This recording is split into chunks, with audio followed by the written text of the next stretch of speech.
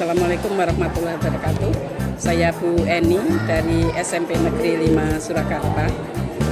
Terima kasih atas kesempatan yang diberikan kepada sekolah kami. Berbahagia sekali kami bisa berkunjung ke sentra pembuatan gerabah Kasongan ini.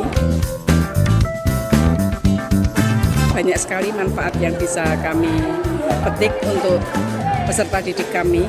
Di antaranya adalah bahwa anak-anak tidak hanya berhadapan dengan teori saja, melainkan sudah bisa melakukan praktek. Kalau selama ini mungkin mereka juga sudah melihat aktivitas pembuatan keramik hanya melalui media visual. Nah, kali ini anak-anak terlihat sangat antusias pada saat mengikuti praktek pembuatan gerabah tadi.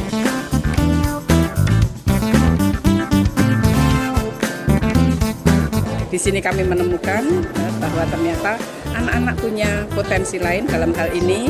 Keterampilan mereka membuat gerabah membuka mata serta semangat anak-anak untuk mendapatkan pengetahuan dan keterampilan baru. Dan saya yakin di masa depan keterampilan yang mereka peroleh ini merupakan life skill yang akan sangat bermanfaat bagi kehidupan mereka.